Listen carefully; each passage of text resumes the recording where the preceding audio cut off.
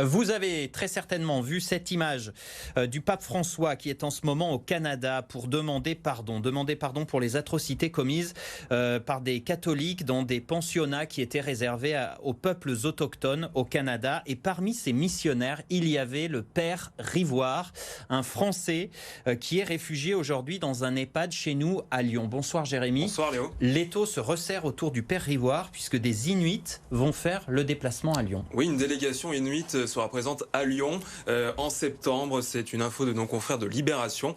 Au Canada, dernièrement, une nouvelle plainte a été déposée. Un mandat d'arrêt a été émis à l'encontre du père Johannes Rivoire. Il est accusé de nombreux crimes sexuels entre 1960 et 1992. Et aujourd'hui, âgé de 92 ans, tu l'as dit, il vit dans un EHPAD à la Croix-Rousse. Il n'y a pas de prescription des faits au Canada sur ces crimes sexuels, des faits qualifiés de génocide culturel au Canada. Les victimes sont bien décidées à obtenir l'extradition du père Rivoire. L'État français a déjà refusé cette extradition. Et dans cette démarche de réparation, les Inuits seront soutenus par François Deveau, qui est l'ancien président de La Parole libérée.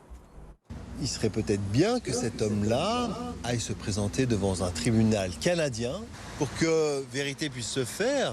L'idée est simple, c'est d'interpeller tant le diocèse de Lyon, tant le Vatican, tant le gouvernement français pour que ces gens puissent avoir droit à la vérité qui rend libre. Vraisemblablement, ces institutions, qu'elles soient républicaines, étatiques ou catholiques et religieuses, vraisemblablement font tout pour maintenir les craintes de silence qui emprisonnent ces personnes dans leur souffrance.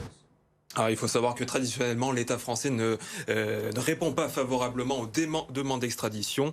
Avec la visite à la fois du pape François au Canada et le déplacement en France en septembre, les victimes espèrent avoir gain de cause. Le père Rivoire, de son côté, a toujours nié les faits qui lui sont reprochés.